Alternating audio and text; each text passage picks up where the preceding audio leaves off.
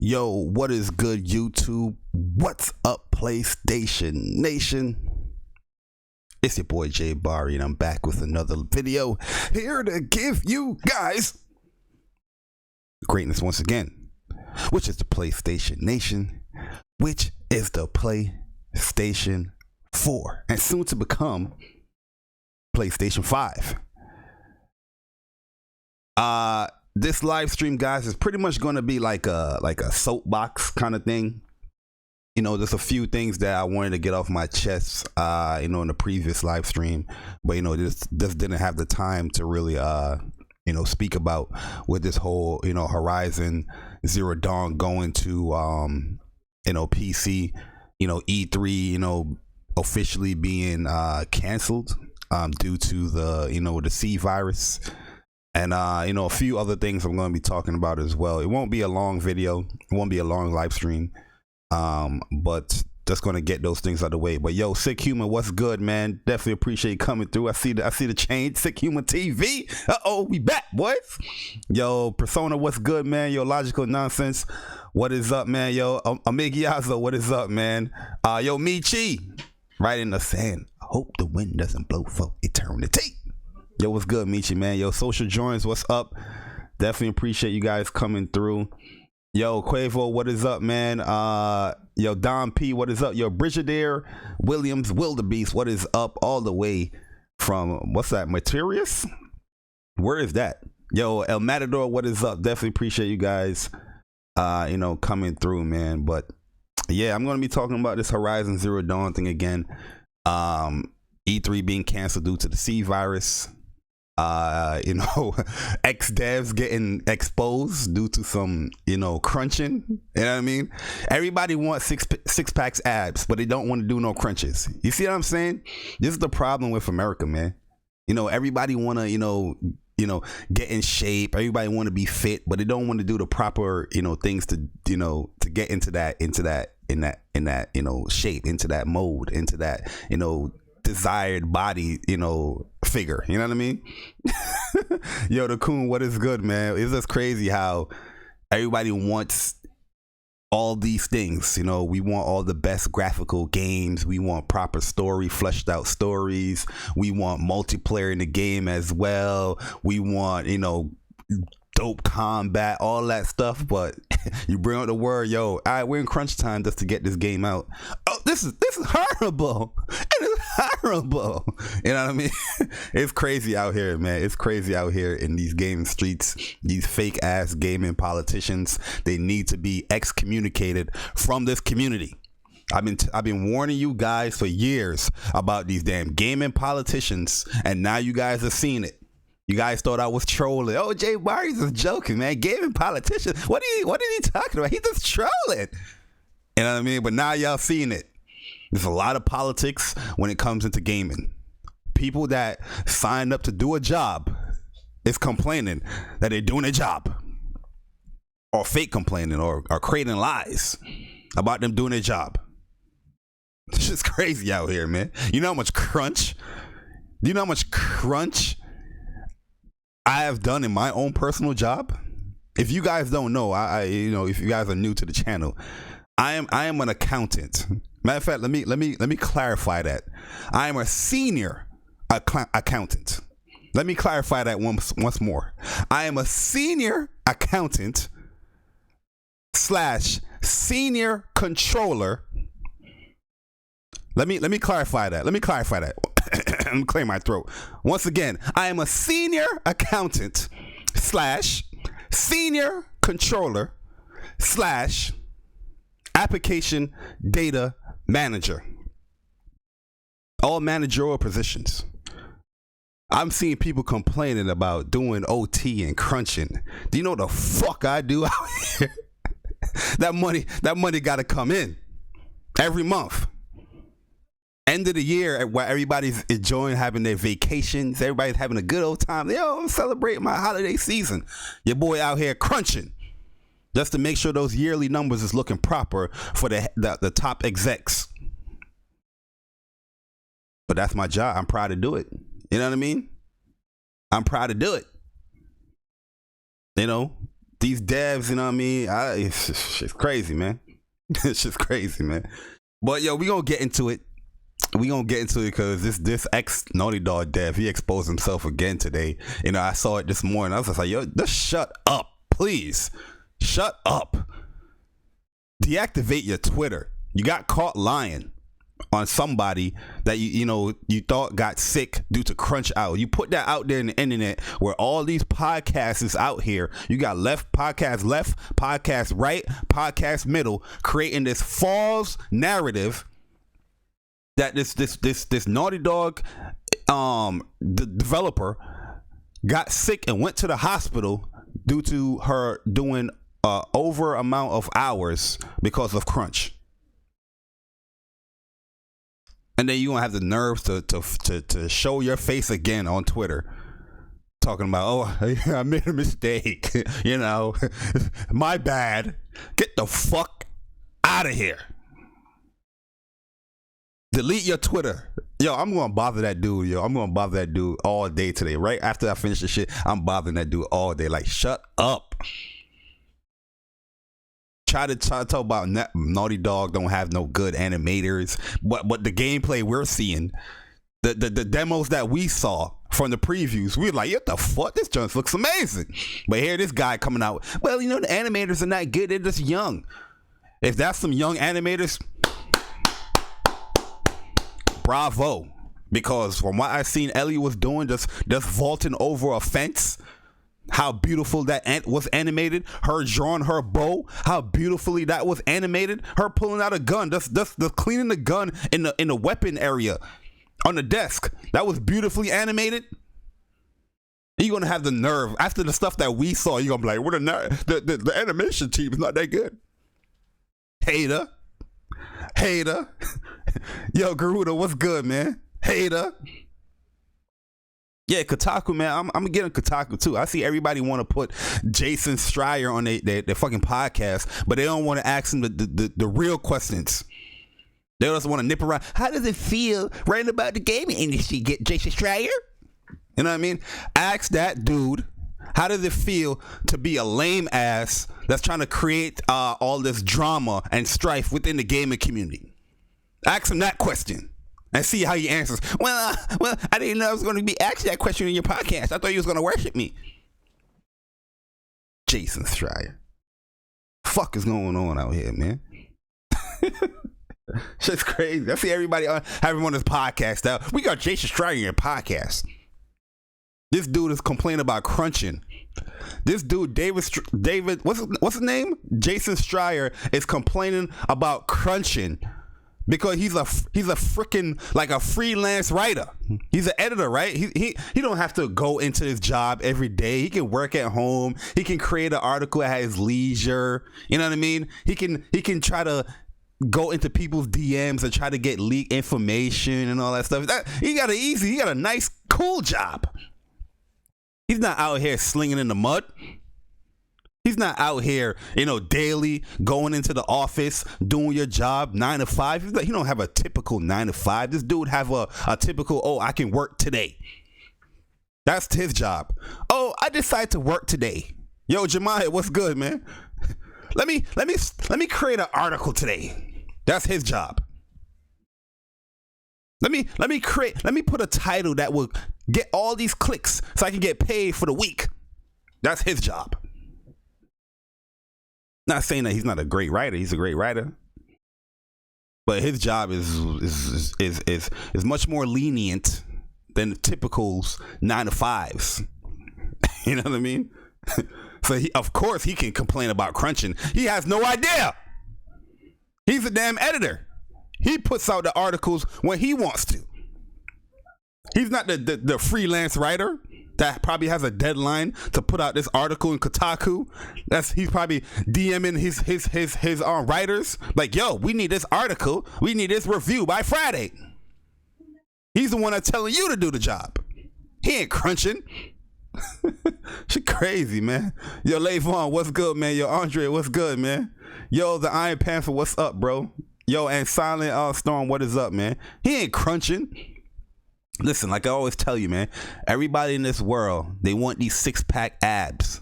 You know, you want a 6-pack abs, but you want to take dietary pills. No, it don't work that way. You know what I mean? You want 6-pack abs, you can't go on Amazon and buy you a ab strap.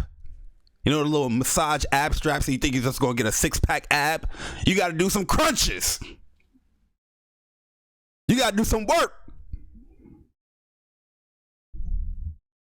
That's the problem with society. We just want everything the easy way. You want beautiful animations. You want top tier graphical detail. You want a top story. You want a flushed out, amazing story. Please believe it, there's going to be some crunching in that game where people's going to be working over hours than their typical 9 to 5, 40 to 50 hour weeks.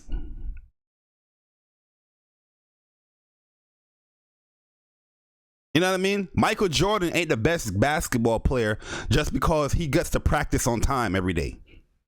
You know what I mean? Oh, practice start at 9, I'll be there at 9:01. No. You don't do that to be the great. Everybody get to practice at 9. He's at practice at 6, shooting, working on his craft. I'm not saying that you have to do that every single day.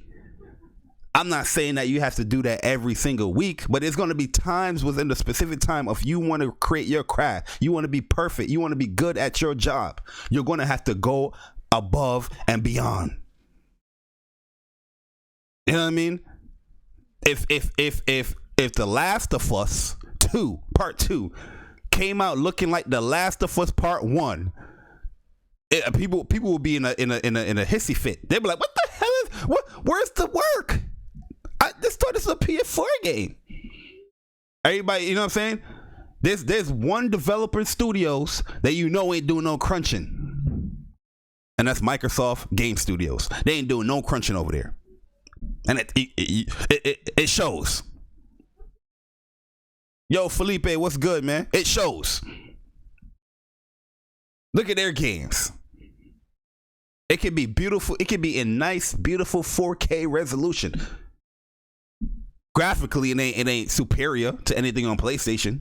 Story-wise, it's not there. They're tempo games, Gears, Halo, lackluster story, no crunching. What's everybody complaining about Gears? Oh yeah, you made a big open world now, but you know there's nothing to do in there.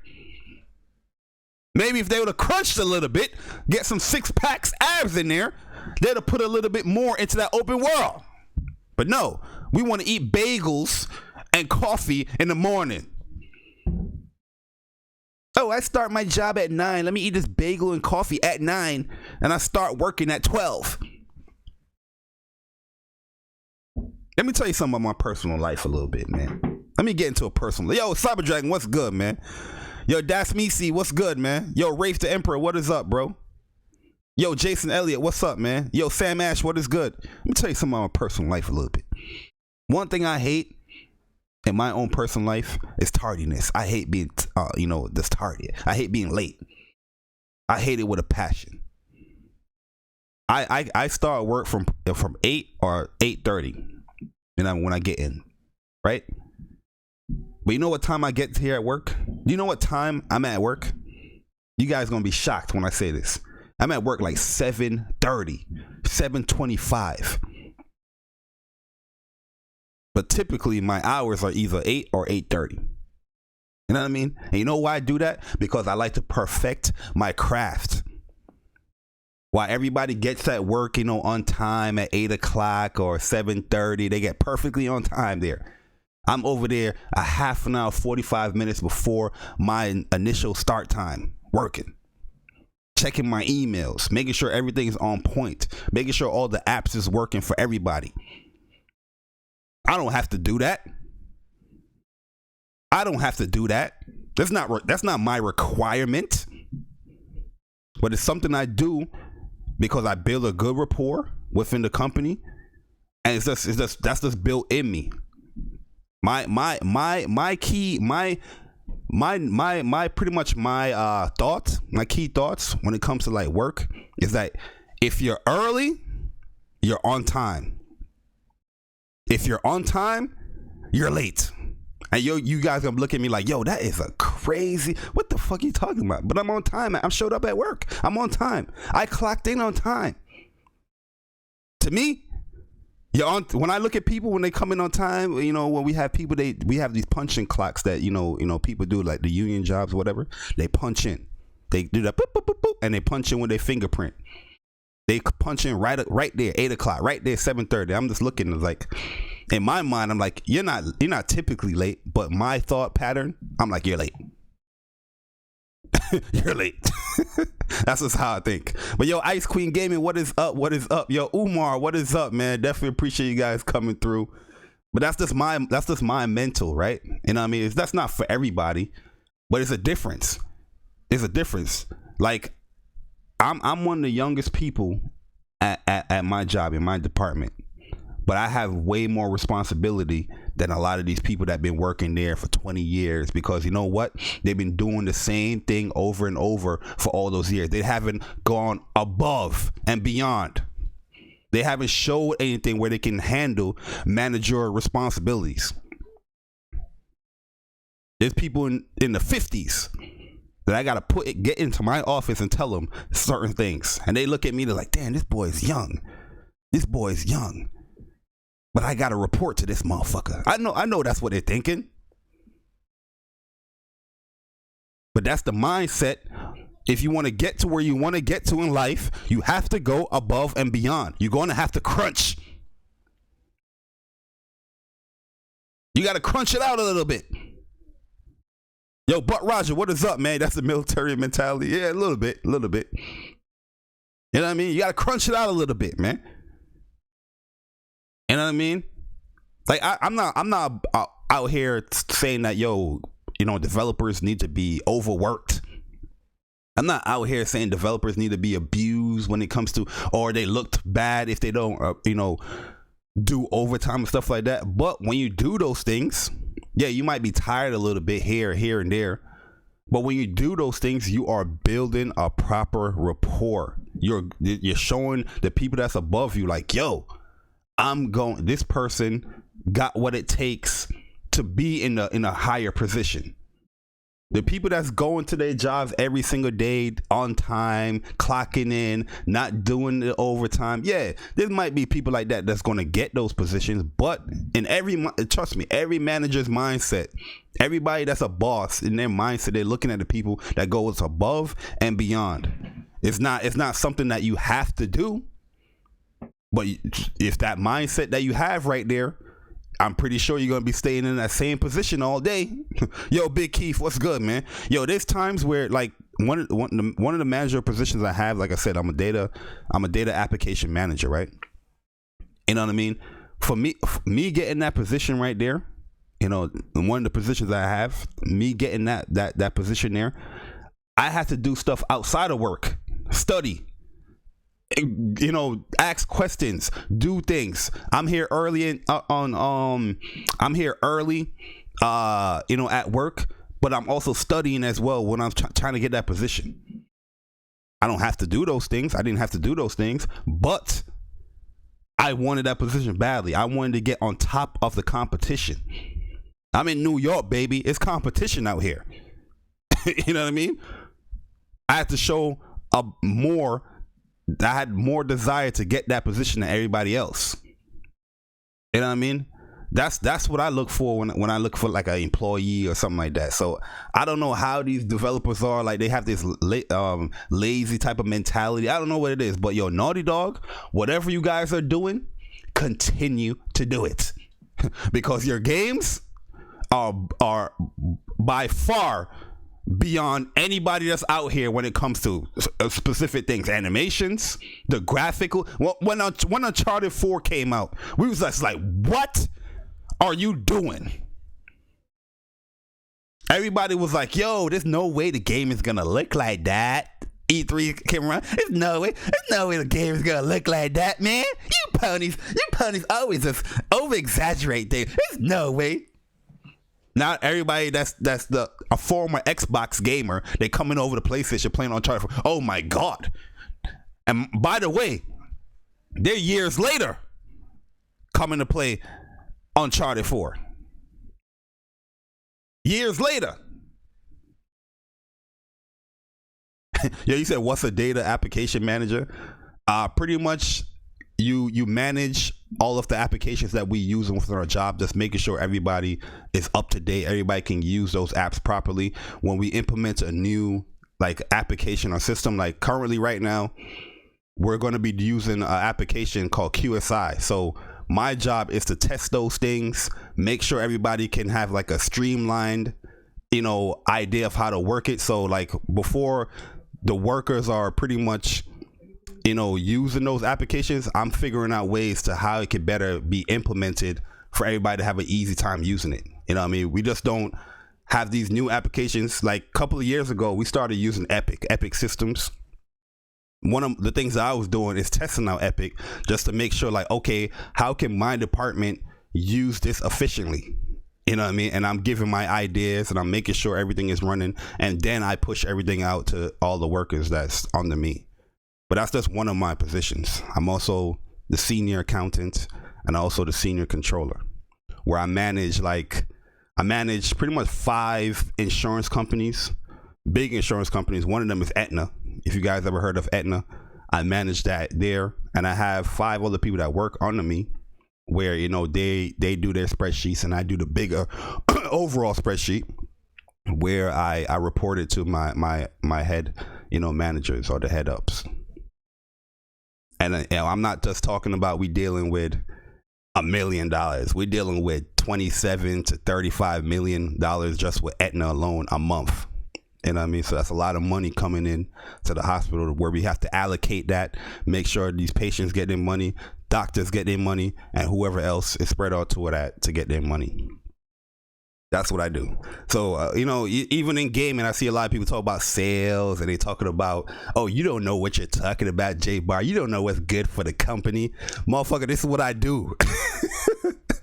If you were here to listen to anyone about what's good for a company or just based off of like experience and knowledge, I'm one of those people.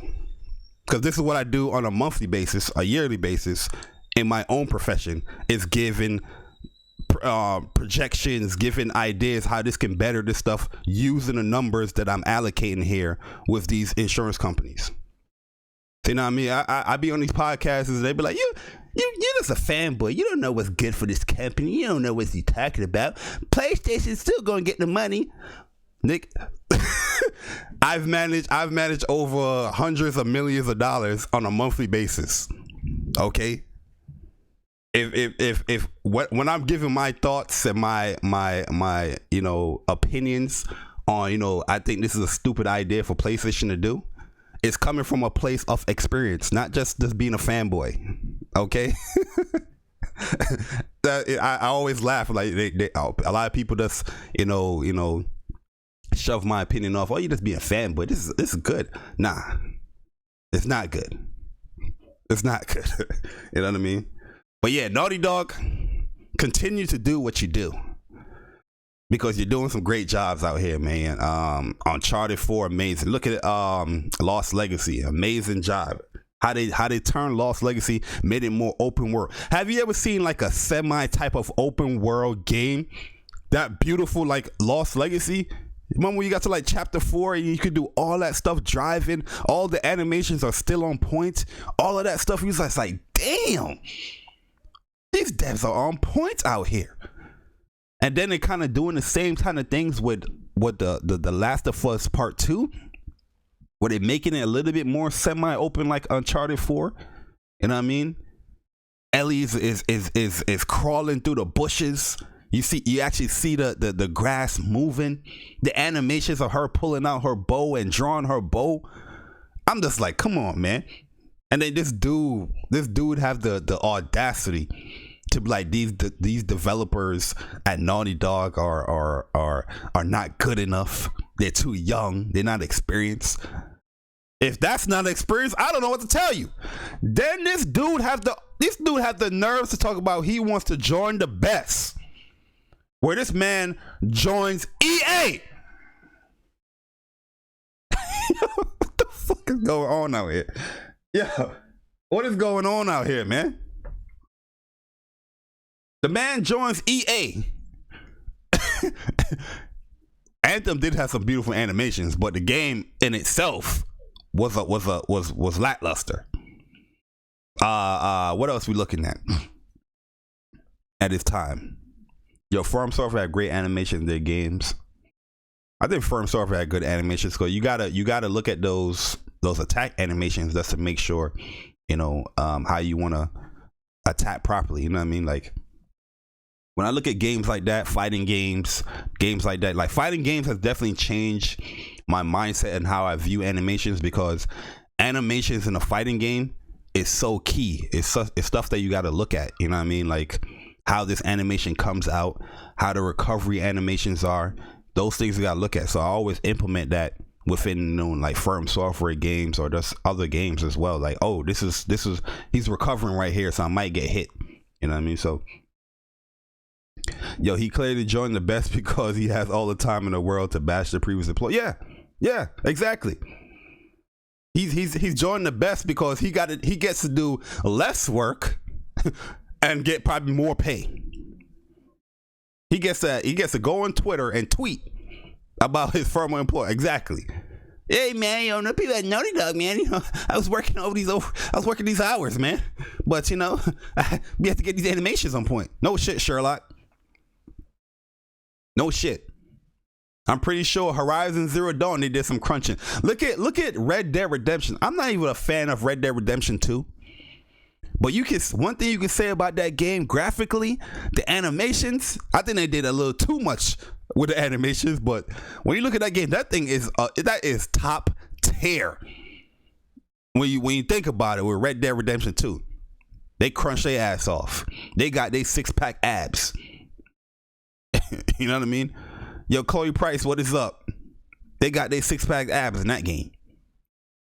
But yeah, man, like I said, guys, we're gonna be talking about this decision that PlayStation has made, and how I feel about it. I did hint a little bit of my feelings, and speak from the heart. If you guys missed Speak from the Heart, last week or this week, when we did Speak from the Heart, was it Sunday or whatever? One of these days we did it. Oh, I think it was Wednesday we did it. Definitely check it out. It's right there on the channel. We had a lot of people that came in through and gave their opinions on it. But I'm just going to further my opinion a little bit, because I'm watching a lot of podcasts. I'm watching a lot of PlayStation guys and their tweets and all that stuff. And I see a lot of people going down a road that's very similar to the people over in the next door over at Microsoft. You know what I mean? And some of the, I'm not saying that everybody's not entitled to their own opinion, but I'm just letting you know that I feel like your opinion is stupid. that's the most blunt way I'm going to put it. And I'm going to try and paint the picture for you guys a little bit when it comes to, people just settling. You know what I mean? One thing I hate, man, I hate a settler. A settler is a person that won't do any crunching to get their video game on point. Settlers are is Xbox Game Studios. Yo, Wave Master, what is up, man? Settling is Xbox Game Studios. PlayStation Nation, I don't want you guys to be settlers. I don't want you guys to be Xbox Game Studios, where you're producing Grounded, where you're producing Sea of Thieves, State of Decay.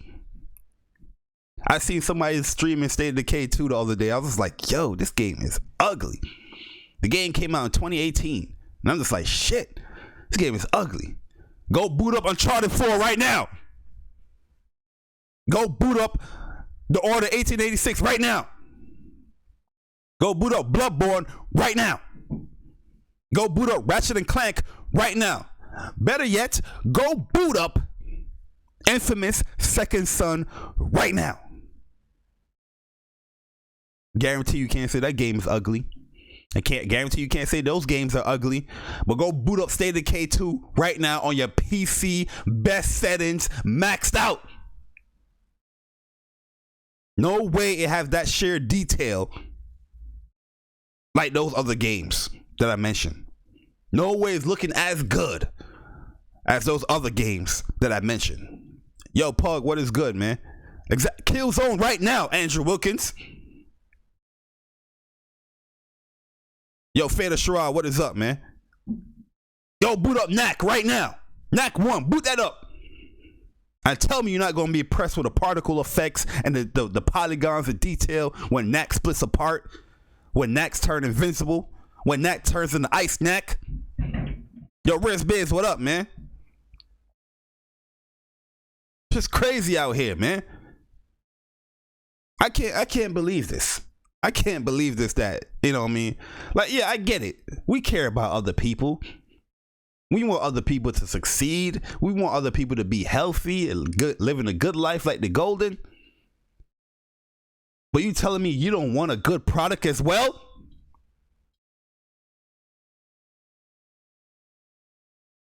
The fuck is going on out here? I sure wish Moon Studios did some crunching. So when I boot up the damn game on my PC, I wouldn't get no sound glitching. I wouldn't get no frame dips. I wouldn't get no stutters. Beautiful game, by the way. Ori 2, go play that, man. You know what I mean? It's crazy out here, man. Oh yeah, by the way, guys, I want to let you guys know that yesterday we did a tournament for Grand Blue Fantasy Versus, and if you guys missed that tournament, just head on over to the online arcade over here on Twitch. If you guys aren't following us yet, definitely go and follow, man. If you follow your boy Jay Barry, support your boy Jay Barry, definitely support the online arcade. You can hit us with a follow. You don't got to sub. I know people get a little finicky when it comes to subbing to actual gaming shit, but you don't have to go that far. You can just you can just follow us. We're trying to get to 1,000 followers. Currently we're at 817, I'm thinking. 814. So once we get to 1,000 followers, that would be a goal that we pretty much hit, that we want. And if you guys want a little taste of the tournament that was going down, I'm gonna give you a little snippet here. That's right, I got good buttons. It's real. When they hit you, it hurt. You know what I'm saying? Yeah. Can't get anti everybody's character, bro. You get destroyed. 60%. He does got the corner right now. Huh? Right, this is what he wanted. DP, nice. No armor there, so he's like, yeah, okay. Yo! Oh, soft. Yeah, those are little clips right there, guys, from the tournament yesterday. Really, really amazing stuff. That you guys should check out, man. It's really good. Let me show you one more clip, then we gonna get into the whole thing. But he didn't cancel it into the second record. This didn't have the frame advantage there from that distance. That's gonna whiff. Oh no, it didn't. Okay. No.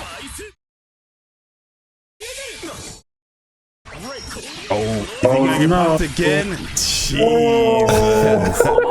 Yo. So yeah, that's some stuff right there, man, from TOA. We definitely had some fun hosting that tournament. If you guys are ever interested, come on through, man. Show your support. We'll definitely appreciate it. Yo, Barry won a bet. Oh yeah, yo. Speaking of that bet, I did win that with BG. Well, on Monday it's gonna be official against BG. Did win that, where he said that it would score higher than Dreams. Ori 2 would score higher than Dreams in the 7-day period. Currently, right now, in the 7-day period, Dreams is at a 90 Metacritic, and Ori in a 7-day period, well, they got like one more day, is at a 89. So let's go. But yeah, guys, online arcade on Twitch. If you support this channel, it would be greatly appreciated if you support that channel as well. You can just follow.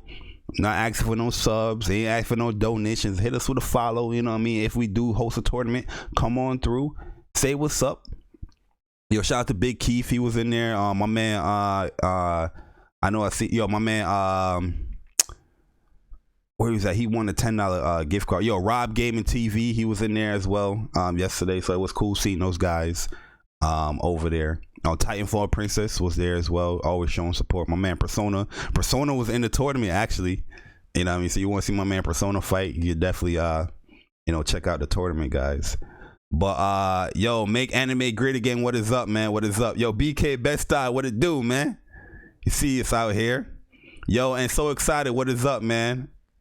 Oh yeah, how are you feeling winning that bet? Yeah, man, I'm feeling good, man. Cause listen, when initially I was listening to Press Start podcast, right? And these guys were talking about how Dreams, Kofi was bashing Dreams, like he would bash typical PlayStation games, because we know Kofi is just like he's an Xbox, PC, Nintendo guy. When it's the popular console, when it's PlayStation's actually doing great stuff out here, he would show props to it, but he showed props to it in a way that it's not really from his heart. He's just doing it because it's the right thing to do. You know what I mean? It's not really like, he really wants to do that. You get what I'm saying? So he was talking about Dreams and how Dreams is a bad game, and people creating these creations, the game is going to be reviewed badly. And J Main was coming up with some good points. It was like, Media Molecule, they always make great games. The media loves Media Molecule games, and he's right. Little Big Planet was a good game. Little Big Planet 2, the kart racing game, I forgot what it's called, they made that. It received pretty well. Tearaway was a great game that was received well, and I didn't see any issues with Dreams as well. Like Dreams, the creative tools just became much more easier and fleshed out than Little Big Planet 2, where Little Big Planet 2 was like the highlight of their creative tools, right? So the points that J-Man was putting up, I was like, I agree 100%. Well, Veja, what's good, man? I was like, I agree 100% with what J-Man was saying. I mean, I think the Metacritic score is going to be pretty high when it comes to Dreams. And everybody on the show was like, nah, I doubt it. I think Ori's 2 is gonna be rate higher than it. You know what I mean? And J-Man was like, I bet you that Dreams is gonna be rated better than Ori 2. And they did a bet from there. In the comment sections I said, every point that J-Man brought up, I agree 100%. Dreams will score higher than Ori 2. Then I put it on Twitter because the bet actually went out to Twitter where people was commenting. I put it on Twitter, so I'm with J-Man 100%. And here comes BG. BG came through and was like, Bari, so you agree with J-Man? How about you do that bet as well? So I was like, sure. That's an easy bet. That's an easy win. And these guys, the whole Twitter was against me and J-Man with this bet. Everybody was like, I don't know, man, if you're going to win this, I don't know. And then look at us now. Huh? Look at us now. How about that? Who would imagine? Not me. You know what I mean? Now everybody turned on Kofi and BG now. You know what I mean? It's like, these guys are wrong. They tagging me. J-Bar, you won. You won. But the same people that was tagging me was the same people that was against me when I said it. You don't doubt Media Molecule. You might specifically not like the game, but you gotta think more objectively rather than subjectively, right? Objectively, what they put out there on the table is a high-rated quality game. You know what I mean? A creative tool that people can use to create other little games. And they got some good games on there too in Dreams. You know what I mean? It's just a once the tools are easy and themselves, Media Molecule, have a good story in itself, it was an easy 90. But people wasn't trying to hear that. Man. You know what I mean? They wasn't trying to hear that. They was just like, Ori 2 is gonna be better than Ori 1. You know what I mean? It's like, yeah, man, Ori. Same bugs, same issues as Ori 1. Now you got the developers, Moon Studios, hitting up these publishers, these media sites, saying that to change their review score and wait for a patch. Was people doing that with Days Gone? Were people changing their review scores with Days Gone? Yo! Kofi wants all games to PC, so he don't need to buy ever again. PC guys here port begging for Bloodborne still and now want Ghost of Greatness. Yo, man, El Matador, definitely appreciate the $5, man. And it's pretty much right. A lot of these PC guys, right, they spent so much money on these rigs that they're doing, right? These rigs that they have created. Yo, my man Lionel, what's good, Lionel? They spent all this money on these rigs, right? Graphic cards, CPUs, cooling systems, you know what I mean, power units, all that stuff in the case, all that stuff in totality, the cost of building all that is pretty pricey, right? So yo, Lay, what is up, man? Yo, Veja, what is up? So basically, these guys were spending all that money on that PC. They don't want to go and spend money on these consoles. They don't want to spend extra money on the consoles. They want to continue using that money to spend that on their PC. So that's why I always tell people, like, yo, you can't really listen to these PC dudes when it comes to console shit, because at the end of the day, they don't want to spend that $400-$500 on that console so they can play this game. They want to continually upgrading their PC so they can, you know, have the best graphics. So if a game is coming to PC and all that stuff, that's good on them, because they don't have to spend that extra money towards something that's not within their computer, their PC already. You know what I mean? They don't have to spend that $500 on that PlayStation. They're like, yo, good, this game is coming to PC. But Salazar Naruto, what is up, man? My whole thing is that I think this is a bad decision for PlayStation, just due to the fact that, yo, Lionel, Neo to Ori. Yo, not Lionel, man. Definitely appreciate the donation, man. Neo 2 or Ori. Well, I ain't playing Neo 2 yet. I'm still playing Grand Blue. And Ori, I did start it up, but my game is pretty much like broken. So I'm going to agree with you though. Neo 2 over Ori. Yes, I'll agree with you. So it's pretty much a bad decision in my end, because like I've been telling you guys for years now, gamers are very entitled. And when I talk about that, I'm talking about the console side of things, right? You can't have people going out here investing into your console, spending all these monies into your console, putting titles like only on PlayStation, right? You put something out there like that only on PlayStation, where people's going out there, they're buying your PlayStation consoles, they're buying your collector's editions for these games, highlighted in bold letters only on PlayStation. Then, oh, just because the game is 3 years old, we're gonna put it on another platform, not on PlayStation. It's disingenuous, and it doesn't build the proper respect that PlayStation needs for people to stay on their console, on their platform. You know what I mean? You will lose the respect of your gamers, your hardcore. And I'm not talking about these casuals that everybody want to talk about all the time. I don't give a fuck about a casual gamer. The casual gamer don't know about gaming without the hardcore gamer letting them know through word of mouth to get this, to get that, to get this, to get that. If you lose the hardcore gamer, you will also lose the casual gamer, because the casual gamer is going to go by what is popular. There's a lot of people that bought a PlayStation because it's like, yo, this thing is popular. A lot of people's buying this. Why are people buying this? Maybe I should invest in this to see why other people is buying this. That's because of the hardcore gamer is initiating that. You lose the hardcore gamer, you will lose the casual gamer. Plain and simple. Moves like this, decisions like this, you will lose the hardcore gamer. Because people are going to be very hesitant now to invest that $400, that $500 into your console. You know what I mean? Because you can't just be like, yo, I'm seeing developers come out and try to bash PlayStation gamers being upset about this, because who gets upset because another people try to play your game and enjoy the game that you already enjoyed? Yes, I'm going to get upset. That other gamer isn't buying into your ecosystem. That other gamer isn't buying into your console. That gamer is not going to be purchasing PS Plus so we can play your online games. You got Predator right now that's coming out for PlayStation and PC.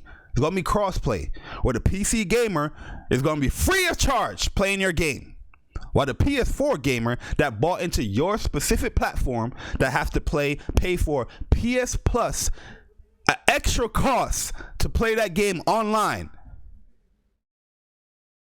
You know what I mean? It doesn't match up. It's not fair. It's not cutting it down the line. You know what I mean? If you're going to have games on PC as well that have online components, you're going to have to cut off that PS Plus.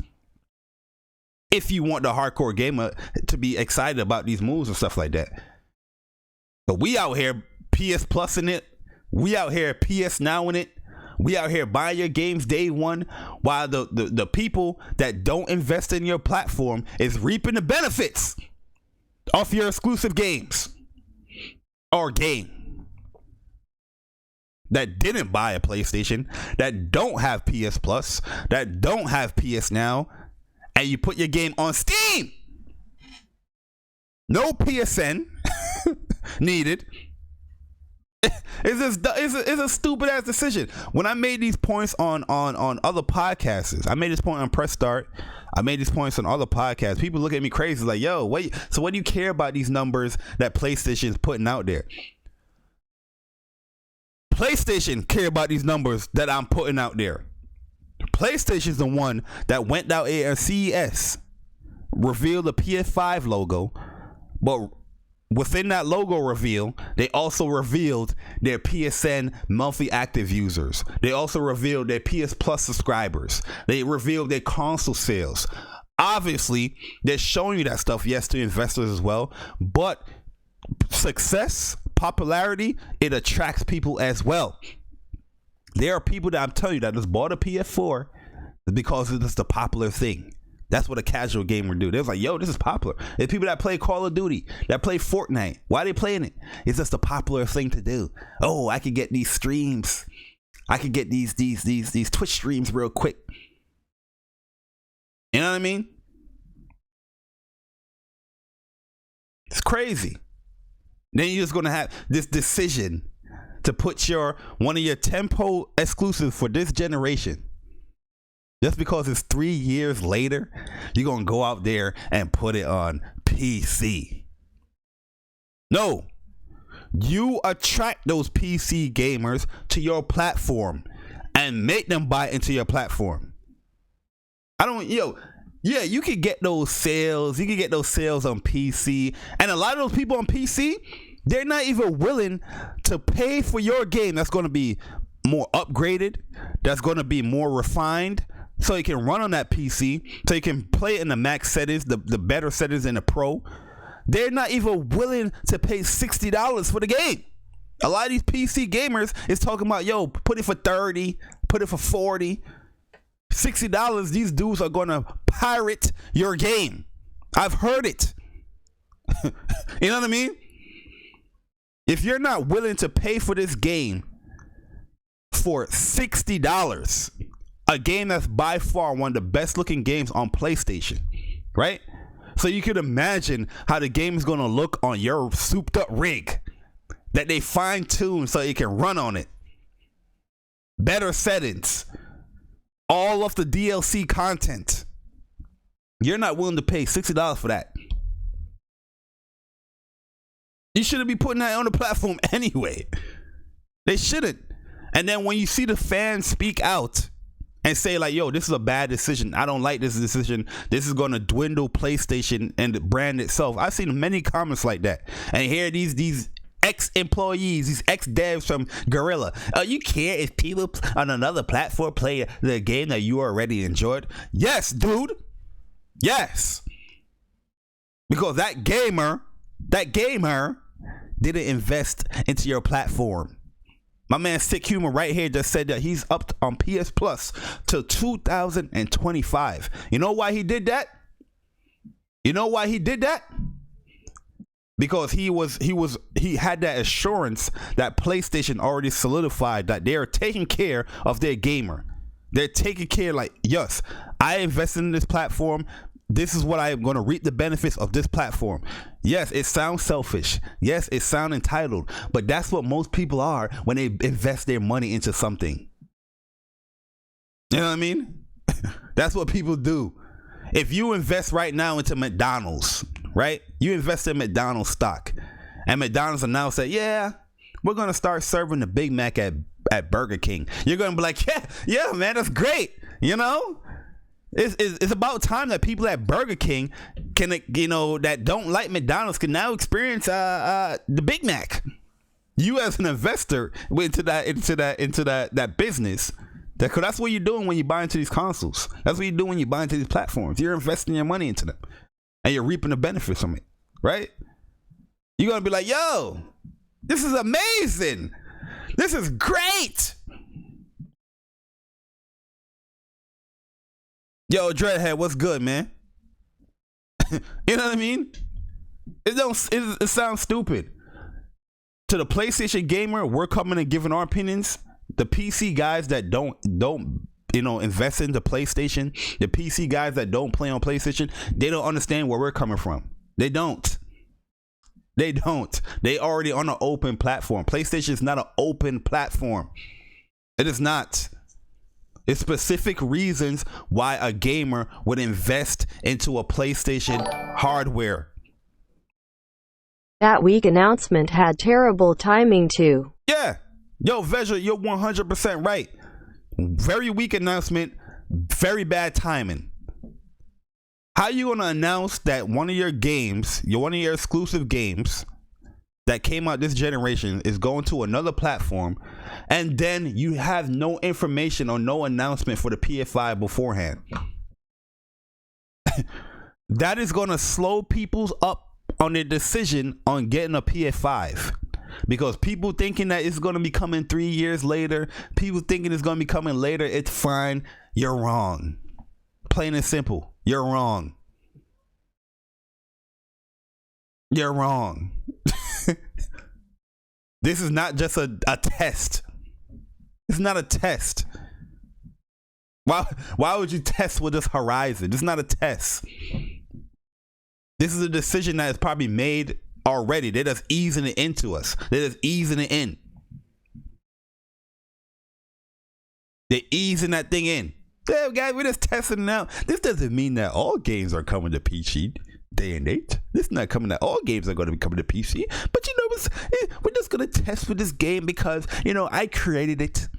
And I just feel like this game was a perfect example for how, it could entice people to come over to PlayStation. If you don't sit your big head ass down, it is not going to entice people to come over to PlayStation. I've seen people put that up there many times. Well, this game maybe is going to entice people that, hey, look what they're doing over there at PlayStation. This is great stuff. No, the PC gamer, the real PC gamer, not the hybrid console gamer like my man Sick is saying. That PC gamer, they're going to wait again. They are willing to wait. They waited 3 years. Look, they reap the benefits without investing into your platform. They reap the benefits that the PlayStation gamer that invested into your platform, that bought into PS Plus, that pre-ordered your game day one, that bought the collector's edition, they reap the benefits of your game. How the hell is that going to entice people? Yo, Lionel! Find it funny how they're willing to pay $60 for old games on Switch but won't pay $60 for an upgraded Horizon on PC. Yo, Lionel, that's the comment of the day, man. You know why? Because these PC gamers that's not willing to pay that $60 for that upgraded version for Horizon, they don't like PlayStation. They're willing to do that with the Switch. They're willing to do that because guess what? The Switch, they like the Switch for some strange reason. It's not PlayStation device. The Switch can cause some type of hindrance to PlayStation. So they're like, yeah, that's good, man. That's good. I'll support the Switch. It's portable. How the fuck PC gamers that invest all this money into their PC love the Switch so much because it's portable? Well, you invest all this money into this big ass motherfucking rig that's on top of your desk. That's like a good 25% of your screen, of your real estate on your desk. And then you're going to turn around the opposite of supporting games that is subpar PS3 shit and be like, yeah, because I love portable. You know what I mean? You don't play no games on your cell phone. But on the Switch, it's like, yeah, I like portable. Fuck out of here. It don't make no damn sense. It doesn't make any sense, yo. Dudes out here invested $2,000, $3,000 in their PC together, and then they go me on the Switch like, yeah, I bought The Witcher 3 on the Switch because I just love portable. What the fuck? It don't make no sense, man. It doesn't make no sense at all, yo. These dudes are funny and they're full of shit. You know what I mean? It's craziness, man. It's a bad... Yo, Jemiah Dixon. The wildest thing is I only bought a Pro in 2017 just so I could play HCD. I played my PS4 for 107 hours last year. I could have waited LMAO. ECMR. Yo, the thing is, Jemiah, like that statement that you put right there, it's 100% how PC gamers was thinking. They'd be like, yo, I bought a Pro or I bought a PlayStation to play this game specifically, right? But now, with this move like this, they're going to be even more hesitant to get into a PS5. They're going to be even more hesitant to even buy a PlayStation game. That's because that what if scenario is going to be in their mind. Not everybody. There's going to be people that just can't wait. And I get that. But there's going to be those gamers that's going to wait now. They're going to be like, yo, I didn't have to spend that extra $450 on a PlayStation. I could just wait it out and wait till I could play it on a platform that I want to play it on. Because you put that what if scenario in people's mind. So I don't know how is them putting Horizon on PC is going to attract people to PlayStation when we have a PC guy that this is a good statement. The wildest things I only bought a Pro in 2017 so I could play Horizon Zero Dawn. I played my PS4 for 107 hours last year. I could have waited, laughing my ass off, PC Master Race. That's going to be the mental of a lot of these guys. I'm not saying it's going to be for everybody, but a lot of these guys, that's the mental. You got people out here destroying their PlayStations right now. Alex on Press Start Podcast. This man, because Death Stranding, Horizon is coming to PC. This man destroyed his PS4 Pro. You know what I mean? That he bought so he could play God of War, an exclusive. That most likely, God of War in 3 years, 2021. Put that in PC, man. It already took up all the sales that it could get on PlayStation. No, it didn't. You know why? Look at. I know this is a multi-plat, right? It's a multi-plat. Witcher 3, right? Witcher 3. Guess what happened? The TV show for The Witcher 3 came out. Guess what happened with that? Sales boost for that game. It brought excitement for people to play that game. PlayStation. Don't think like, yo, the sales have depreciated. We had enough sales of this game. We're going to put it on another platform so we can get a resurgence of this game. No, you create that resurgence of your platform alone. You can do something. You can figure something out like, yo, you know what? Do a Horizon Zero Dawn week or something like that. And people will see and they will get into it. The Last of Us, right? The Last of Us is coming out with a TV show. I guarantee you when that TV show comes out, you're going to see a boost in The Last of Us sales. That's how you do stuff. Not PC shit. Maybe a TV show. Uncharted movies coming out, right? Guess what's going to get a boost in sales when that Uncharted movie come out? No matter how bad that movie is, there's going to be a boost in Uncharted sales. When sales dwindle, you can create that resurgence in itself within your platform. You don't have to go to another platform to create resurgence for a video game. You can do that yourself, whatever it is. If you have to go out on a live stream, if you look at what Insomniac does. Insomniac, they always streaming their games and stuff like that. That builds a little bit of research. I'm not saying it's going to be tons of sales coming through, but it builds something. PlayStation, worldwide brand that could drop a logo and have everybody go crazy over a logo. You telling me that you can't just do something for Horizon, a Horizon week, a celebration for Horizon, 3 years. You just put out a tweet. No, you want more resurgence? You do something special for Horizon. And then people that's following you on Twitter, on YouTube, that never played the game, they're like, yo, this game looks pretty cool. Not putting on another platform that people didn't buy in your platform in the first place, that don't want to buy in your platform in the first place. This is not going to attract people to PlayStation. This is what's going to be cool to PlayStation. It's not going to happen, man. It's not. Did Xbox putting their games on PC attract people to play games on Xbox? Huh? Did it? It didn't. It actually dwindled the sales of Xbox. And I don't. And people always say, "But Xbox not doing the same thing as PlayStation. They're doing their games day and date." So what? So what?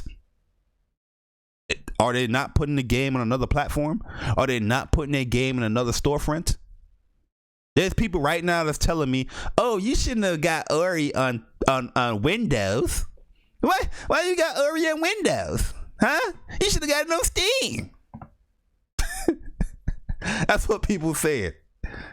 Steam got a better version. You should have got a better version of Steam and Windows.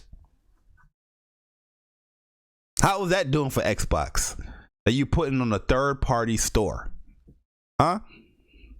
How was that going to benefit PlayStation? You putting on a third-party store? They're not creating no PSN accounts on Steam. They're not earning trophies. They're not going to get a platinum. How the hell is that going to benefit PlayStation as a brand? That's going to attract them while they're gaining Steam achievements, while they creating a Steam account to play this game on Steam that Sony Interactive Entertainment created. That's going to be like, yo, Sony, that's going to have more people be like, yo, hey, Sony Interactive Entertainment, put more of your games on Steam so we don't have to create a PSN account, so we don't have to earn no trophies, so we don't have to touch your store. The example that I brought up on Speak From the Heart, I told people, these stores that you see every day, they put out sales and stuff like that just to attract you, right? They attract you. You have Walmart, right? Walmart will have these wonderful sales in Walmart. Everybody loves Walmart because Walmart, they price their stuff much cheaper. They have these exclusive deals at Walmart. That's the incentive to get you in that store. Yeah, you might be going in that store for that one specific item, but you're gonna stroll around for your leisure. You're in Walmart. That's no different from an exclusive on PlayStation that you have to go in a PSN store, right? Like say, or that's the digital version. You bought a PlayStation. They got you into the store. The PlayStation is the store. The exclusive game is the sale, the incentive to get you into the store. Once you're into the store on PlayStation, right? Now you can navigate. You can stroll at your leisure. You can go into the PSN store. And then you're going to be scrolling like, oh, look, they got this deal here on this PlayStation store. Oh, look at this cool theme. This looks dope. But now, if you don't have the sales, the incentive to get people, if Walmart didn't have the sales, if Walmart was offering everything just like every other store, would people be so attracted to go to Walmart? Huh? No, they wouldn't. But they have those exclusive deals. They have those exclusive sales that people are like, yes, I love Walmart. I got to go to Walmart to get this product. I'm not going to Kmart. I'm not going to Target. I'm not going to whatever store that you have, Kroger's, whatever it is. I'm not going there. I'm going to Walmart because they have this exclusive deal. Now you're in Walmart. Now you're parading around the store. Oh, look at this. Let me pick up this towel. This towel is only $3. Let me pick this towel up. Oh, look at this. I don't have a pool, but I'm gonna buy some pool noodles just in case I get a pool. You see all these things open up because now they got you in that store.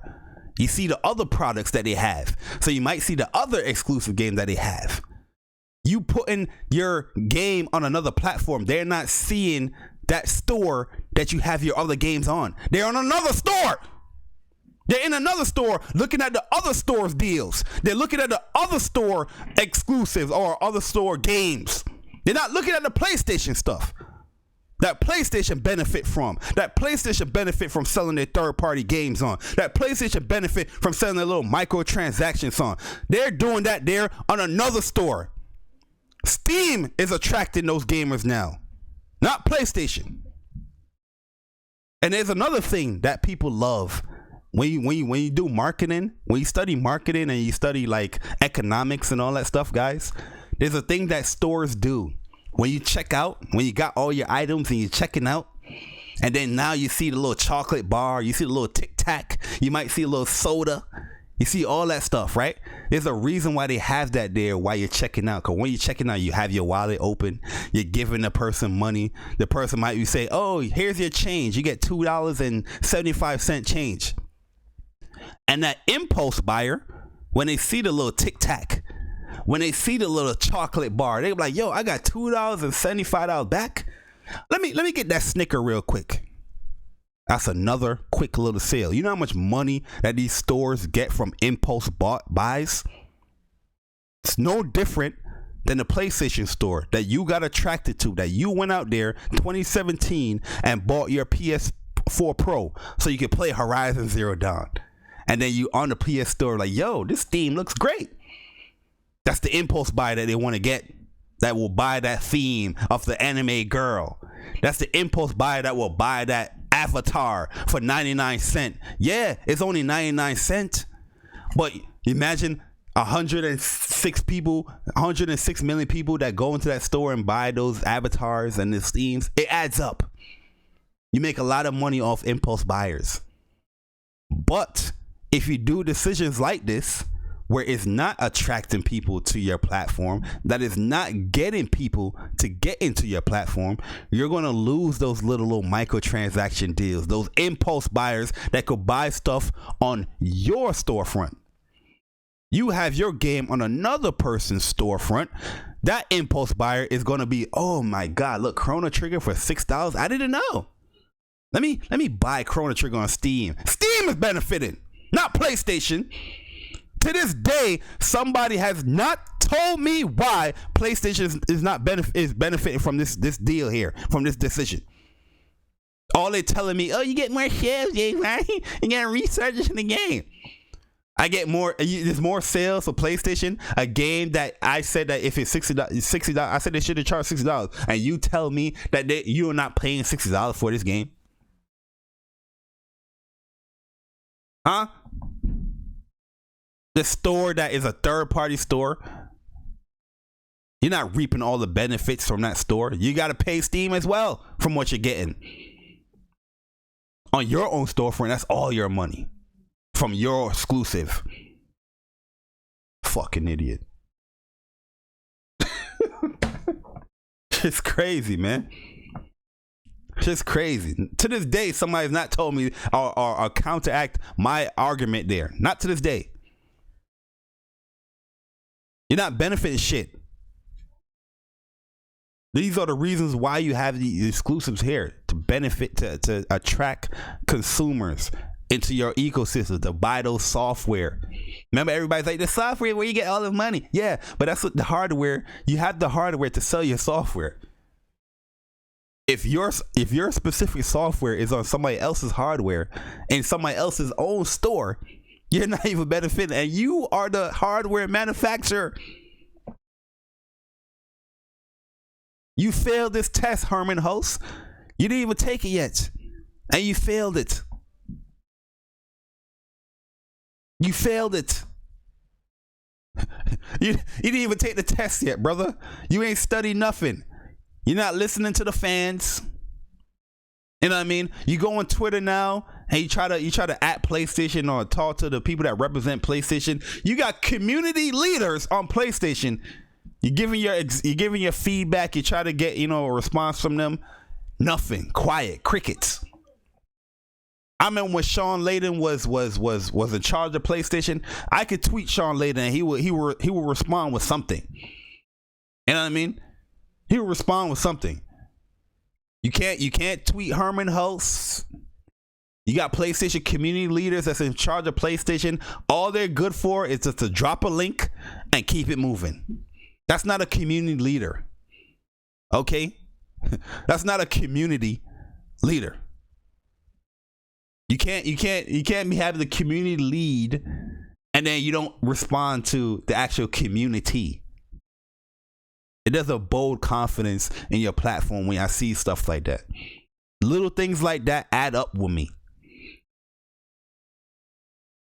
I just saw something. Yo, Baltimore's, what's good? Yo, Barry, are you buying a PS5 day one? I'll be honest. Yeah, I'm gonna buy a PS5. I'm not saying I didn't say I wasn't gonna buy a PS5. You know what I mean? I said I wasn't gonna buy a PS5 with the example or the made up, story that OBJ brought up. He said if the games are coming a year after, why the fuck am I gonna pay $500 for a PlayStation 5 or whatever it is if I could get this game a year after? A lot of people in here don't game the way I game. I play a lot of fighting games, and I play those games for years. I can wait a year to play a PlayStation game. Grand Blue Fantasy's out right now. I didn't buy Neo. I'm playing Grand Blue Fantasy. I could be playing that game for years. BB Tag came out 2 years ago. I'm playing that game for years. So in his scenario, his what if scenario, if PlayStation decides to come out with their games a year after, why the fuck am I going to buy a PS5? The money from PS is the money that balancing out a losses from Sony paying 30 to third party storefronts to sell their games on pay Sony to bring games to PC BY us paying for PS. On PS. Beaming face with smiling eyes, thumbs up. Yeah. Yo, Veg, you're right. That's what I'm saying. Like, you splitting that money, even if you're getting, more sale from PC guy, you're still splitting that money. You don't have your own storefront. You know what I mean? You're going to have to pay Steam. You're going to have to divvy up some of that. You probably got to pay Steam to put the damn game on the storefront. You know what I mean? It's crazy. But yeah, I appreciate the donation, Veteran man. Appreciate it. But yeah, in that scenario, that I don't know how OBJ got me. But people say, "Oh, OBJ got you, J Bar." Yo, the man said if the game came out a year later, the PlayStation exclusives come out a year later, would you buy a PS5? I said no. But then 2 seconds later, he said, "Will you buy a PS5 day one?" Right, right now. I say, yeah. How does PlayStation have this scenario right now? I'll buy a PS5 day one. They haven't announced that their games are coming out a year later. Right now, I'll buy a PS5. That's not owning me. You can't create a scenario, then actually give the reality 2 seconds after and then ask the same question and be like, "Oh, I owned ya." That's not owning somebody. But if that scenario was true and they do come out with their games a year later, yes, I can wait. Because you know what I'm going to do? I'm going to invest into buying a PC so I can play their games in the best fidelity. And I'm not playing for no PS Plus. You know what I mean? While you guys that can't wait a year got to pay for PS Plus and the game so you can play online. Not me. These other big companies like Google want Sony and Nintendo to stop making consoles so that they can penetrate the market. Consoles and PC are the gatekeepers of gaming. Yeah. It's true. Like, Google, the reason why they're doing what they're doing is so they can not get hit as much with that cost of actually producing an actual hardware. You know what I mean? What they're using is this PCs and they're using it as remote servers, just like PS Now, how it's running, and they're pushing it to your device or your computer. That saves them a lot of money. They don't have to create no physical disc. They don't have to do that. That saves them a lot of money. Then they servicing you by charging you $10 so you can play their game in the highest fidelity. They're getting money. You know what I mean? They're getting money from that. I mean, so most likely I'm waiting for Final Fantasy 7 to come out on Xbox. It's only a year. Yeah, but Final Fantasy is also on PlayStation. That's a different platform. If you want to wait, if you want to play Final Fantasy on Xbox that didn't get announced on Xbox, then hey, wait. You know what I mean? You can wait. I'm not saying that you can't wait. Final Fantasy, I'm not waiting for. But if I already know Square Enix plan when it comes to next generation. They're not creating next gen games, next gen specific games. So the next Final Fantasy game, Part 2, is not going to be a PS5 exclusive game. It's still going to be a PS4 exclusive game for whatever time period that they have it for. You know what I mean? So that's kind of like a bad example to use because Square already announced their plans on what they're doing when it comes to next generation. Yo, Google's gonna lose the fight. Yeah, Google got a long way to go, man. They got a long way to go with that library.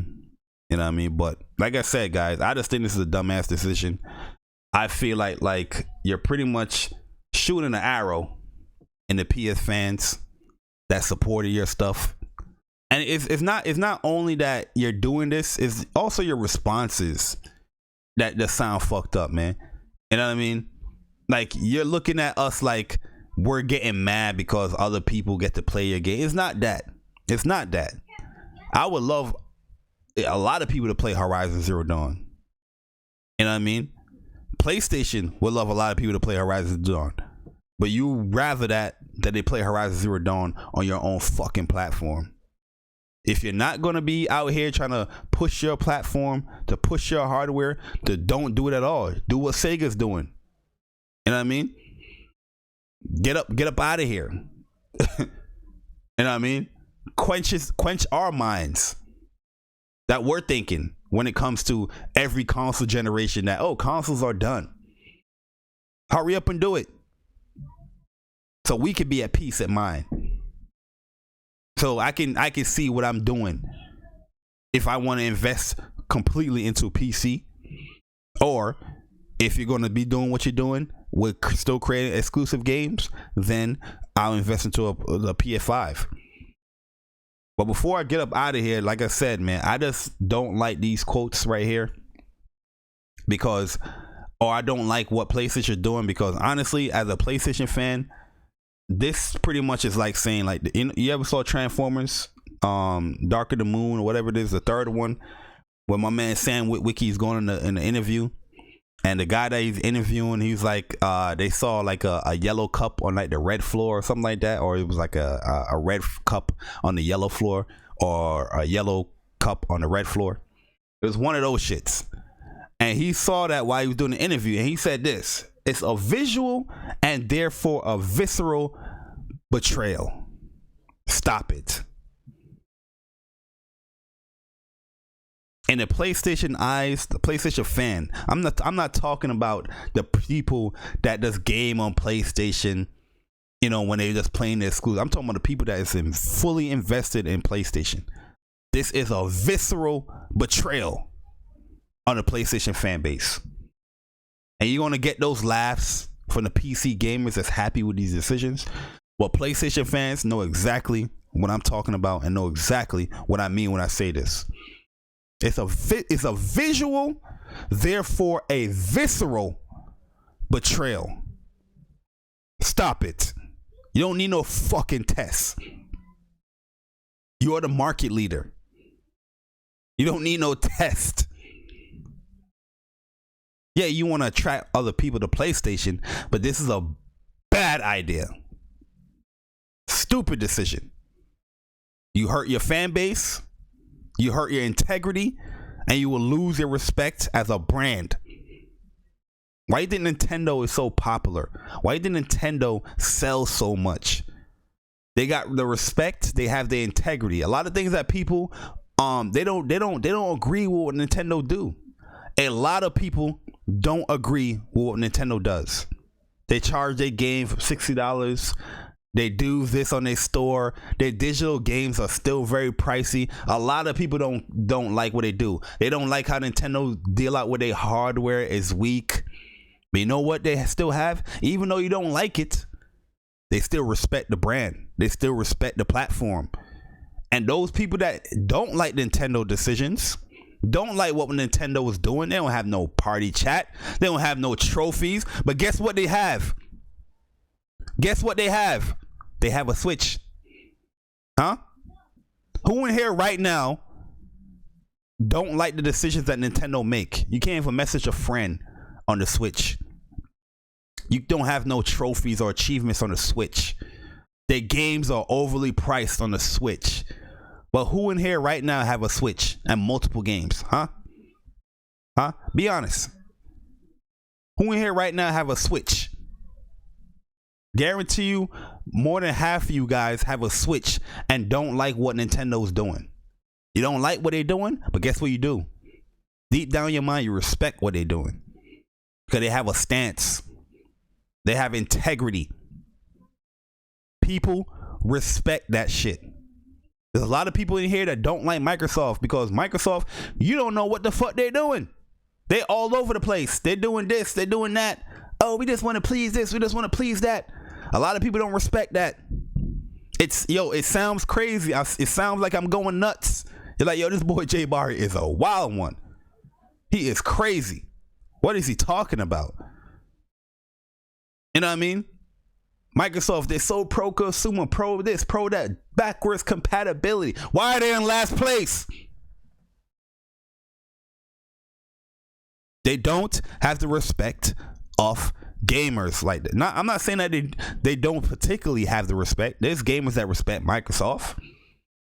But when you look at the overarching thing, the overall ideal of Microsoft and what they're doing, Xbox, a lot of people just don't know what they're doing. They could be doing this one year, then the next year is something completely different. They don't have a stance. They're just all over the place. People like companies, people like brands that have a stance. They have some type of integrity. You might not like everything what they're doing, but you respect it. It's no different from like a basketball player. There's a lot of people that hate Michael Jordan. They hated Michael Jordan back in the day. Michael Jordan was destroying their team. They were doing all this stuff, but you know what they did? You know what, Michael Jordan? They respect Michael Jordan. Kobe Bryant, I was never a Kobe Bryant fan. R.I.P. to Kobe Bryant. I was never a Kobe Bryant fan. You know what I mean? I used to talk mad shit about Kobe, but in the back of my mind, I respected him because I loved his craft. I loved his game. I loved the stuff that he did. But when he's playing against the teams of my favorite players, hated him with a passion. But I respected him. It sounds crazy though, I'm saying, but yo, men lie, women lie, numbers don't. The numbers don't. And I'm going to show you guys what I mean when I talk about respect and integrity. Because everybody brought up this stuff there. Well, he said this. Well, he said that. Well, Herm said this. Well, Herm said that. But you're ignoring what he said here. No, I'm reading it in full detail what he's saying. And here, from what I'm reading, this is a guy that I feel like he's going to lose the integrity of the PlayStation brand. Just in this question right here. Just this one right here. This right here. This little brief synopsis right here. This is something, when I look at this, everything before what I read here sounded great. I was like, yo, this interview is pretty good. Then I read this part. I had to scroll all the way back. I was like, what? This is rubbing me the wrong way. PlayStation is no stranger to publishing titles on PC. That is true. Like I said, PlayStation, they had their own branch that made PlayStation online games on PC. You know what I mean? Sony Online Entertainment, SOE. But Horizon Zero Dawn is one of the largest games to make that leap. Yeah, one of the biggest exclusive first party new IP exclusives to come out this generation. This game set the bar for like open world games on a visual perspective. The story was great. The animations was great.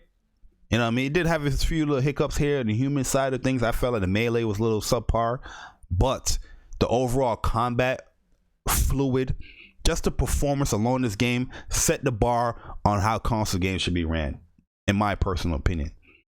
Is there anything you would say to PlayStation fans and what this means for the future? There's no way that they will follow up with that question here after everything that was read, because they know the PlayStation fans hearing these rumors was not excited about this. PlayStation fans, I'm talking about real PlayStation fans. You one of them PC dudes that love PC and you game more on PC, you're not going to understand what I'm saying, because you're not gaming on PlayStation. Okay, you might pretend that you're a neutral gamer here on Twitter and all that stuff. I game on PlayStation. Yeah, but no, you're not in the community of PlayStation. Trust me, you're not. I'm telling you that you're not, because I know you're not. I'm 100% committed to what I just said. That you're not a part of the community, the deep core community. You might play on PlayStation, you might like PlayStation, yeah. You're not. I'm speaking to the PlayStation fans, the people that are entrenched in PlayStation. They got that PlayStation fragrance. When they go to work, they spray on that PlayStation cologne. That's the people I'm talking about. Was not excited about these rumors. So of course here they got to address that shit. That's why you hear, is there anything you would say to PlayStation fans? What does it mean for the future? Of course you're going to ask that. And here comes Herman Host. And by the way, I've met Herman Host. Great guy. I think he's a cool dude. Back in PSX 2015, cool guy. Very down to earth. I just don't think he's making the right decision here. You know what I mean? I'm sure. I think it's important that we stay open to new ideas. No, you should have said it's important to communicate to PlayStation fans. That's what you should say is important. That we stay open to new ideas and how to introduce more people to PlayStation. How is this addressing the fans? And that what you said? And to show people maybe that they have been missing out on. Yeah, I agree. Come up with some new ideas. Not putting your shit on PC. That's a bad idea. Like I said before earlier, the PC gamer is not for that. Yeah, you're introducing the PlayStation, sure. They're not going to buy your platform. They're not going to invest into your ecosystem. And I mean, they're just going to buy your shit on Steam. There's people right now, if their game came out on Epic, the game that they so-called desire to play that didn't want to buy a PlayStation, if the game came out at any storefront other than Steam, these same PC people that you want to introduce yourself to will be highly upset. These same people that are not fanboys of platforms, they're fanboys of storefronts. These same people that have invested time, trophies, achievements, games, invested all these games in Steam will be upset if this game didn't come to the platform, to the storefront that they invested all this time and achievements they have earned in. These same people, they don't want to buy their games on Epic. Why? They didn't invest in Epic storefront. You know what I mean? They invest their stuff in Steam. There's other storefronts that I think is synced up with Steam. So they're like, oh, that's cool if we go to that storefront. That's cool because it just links up with my Steam account. They're not fan of the platform. They're not fanboys of the platform. But guess what? They're fanboys of storefronts. Matter of fact, yeah, that's a platform. Steam is a platform. They're fanboys of platforms. Yeah. Let this game come out Epic exclusive. Let this game have came out. It'd have been pirated. The PlayStation would have been bashed. All of that stuff. All these people that's not fanboys. Huh? And maybe to put a few minds at ease. Who? The people that don't really play on your platform? Releasing one of our first party AAA titles to PC doesn't necessarily mean that every game will come to PC. doesn't necessarily mean that every game will come to PC. That's not excluding the fact that other games are coming to PC or other first party titles are coming to PC. We're just saying not everyone. Phil Spencer, big head Phil Spencer, 4 years ago, 2016, when Quantum Break was announced to come to Steam. Steam and PC as well, when it was doing their buy anywhere thing, or their cross platform thing. He said the same thing. Not every game will come to the PC. We're still going to have Xbox exclusives. In 2016, Phil Spencer said that in an interview. What happened a year later? Beta for Game Pass came out. Then in 2018, they announced that every game will be day and date with Steam. With PC and Xbox. That's just a year and a half, 2 years later, their games all on PC. PlayStation fans right now are holding tried and true to these words right here that this man has said, but not even realizing that this man has just contradicted himself 100% in one paragraph. In my mind, Horizon Zero Dawn was a great fit for this particular instance. We don't have plans for day and date PC releases, but we remain 100% committed to dedicated hardware. How in the hell can you be 100%? That's your entire being. 100% committed to dedicated hardware when you out here putting or saying that we don't have plans for day and date with PC releases. We don't have plans that every game to come to PC. We have plans for some of our games to come to PC. Look, Horizon coming to PC. And then you say that.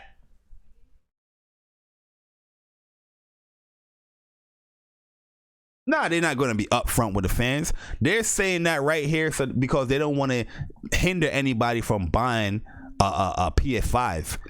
But hardcore gamers, people that's using their brains, is always going to have that what if scenario in their mind. This right here is a complete contradiction.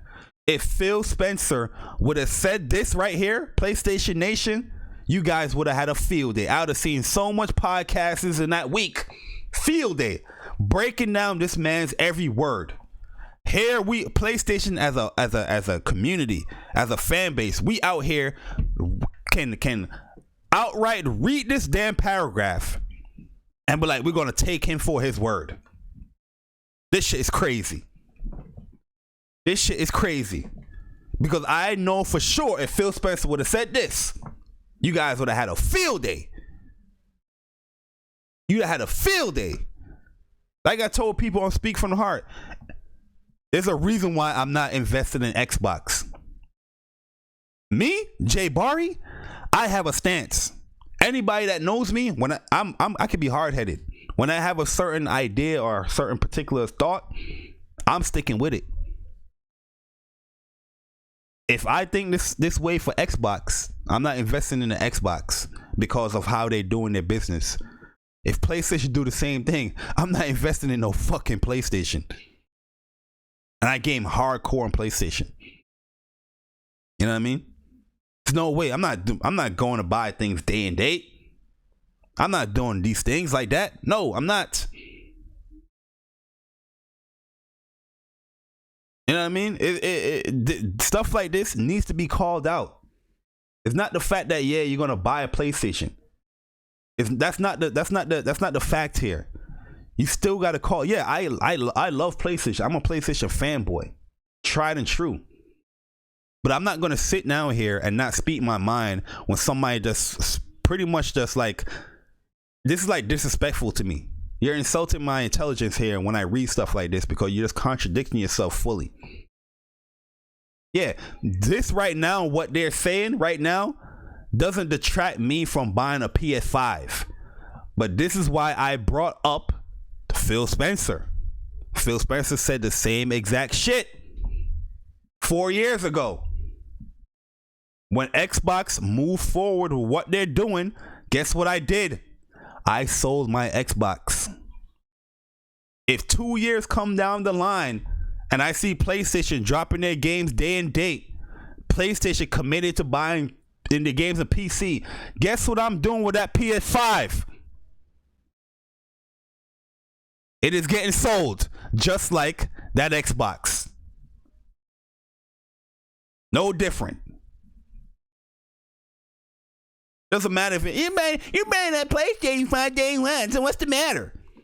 It's a big matter, because if PlayStation came out right now and did what Xbox is doing in this article, I wouldn't be buying no PS5. I wouldn't. I don't have an Xbox here in my house.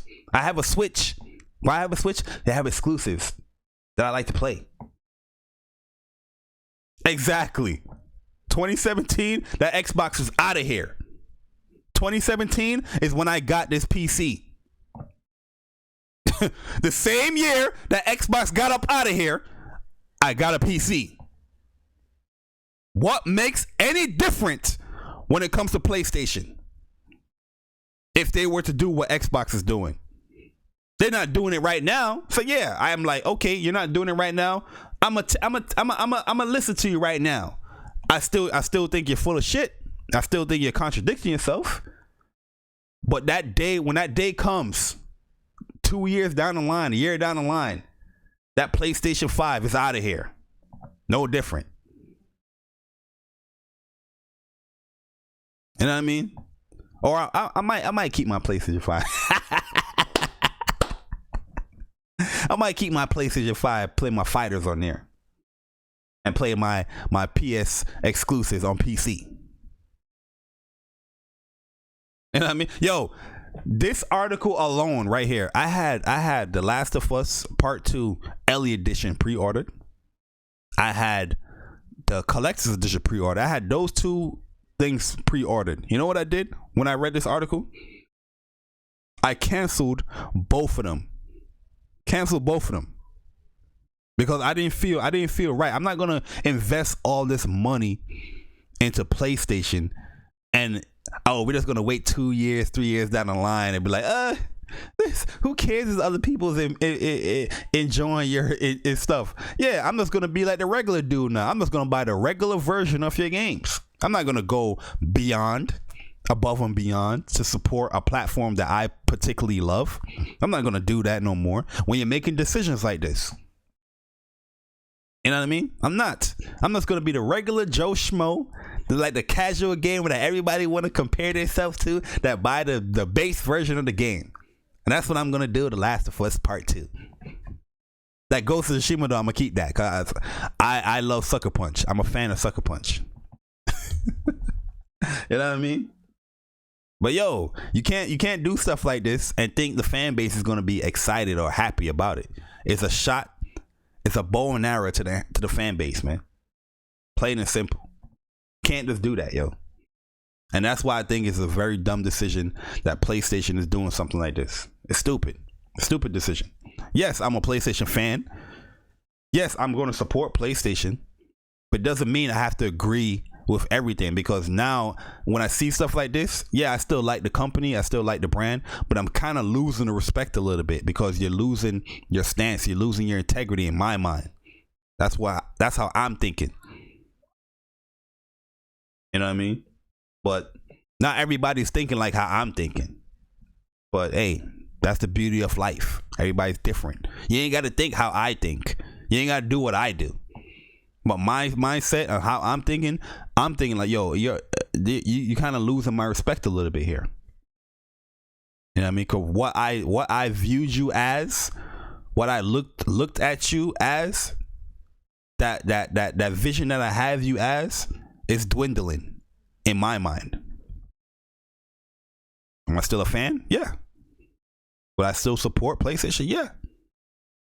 Until they do that dumbass decision like Xbox, I'm gone. And with that being said, guys, I want to wrap this up. I definitely appreciate everybody that came through and I mean supported. I appreciate all the super chats. By the way, guys, you don't have to do that stuff, but I do appreciate it. You know, if you did it. But yeah, guys, I'm gonna get up out of here, man. I know my man Persona, he's gonna be doing a stream really soon. I think he have it scheduled for 12, so I'm gonna be sharing that here. Yeah, he does have it scheduled for 12, so definitely tune in to my man Persona. There's the stream link right there. In pretty much 20 minutes, he'll be live streaming that. So definitely go and check him out. That's my guy right there. That's like my brother from another mother. You know what I mean? That's my professional shin kicker. Nah, that's Mr. Hulk himself. That's Persona's Bruce Banner. You ever seen Persona rage? That man be raging. That man is Bruce Banner. You know what I mean? That man turned into the Hulk. So definitely tune in and check him out as he's gonna be savagely handling this ex Naughty Dog guy. You know what I mean? But yo, I'm about to get up out of here, guys. Once again, if you guys haven't yet, please go and follow the Online Arcade. I normally don't ask people to follow anything that I do. I normally don't ask anybody to really, like or share anything out like that. But when it comes to the Online Arcade, it's something different. It's a little passion project, that it was created a couple of years ago. And me and my man Chuck, we hosting that stuff. So definitely follow us on Twitch, twitch.tv/the Online Arcade. If you want to do that, if you support gaming stuff, definitely go and do that, man, because it will mean a lot if you do. But I'm about to get up out of here. It's your boy Jay Bari. Thanks for coming through. 20 minutes and 19 minutes, my man Persona go live. You see the link right there. I'm going to post it again. Definitely go and wait it out as he set everything up, and he's going to be live very soon, man. But I'm about to get up out of here. Enjoy the rest of your day. I'm gone. Doses.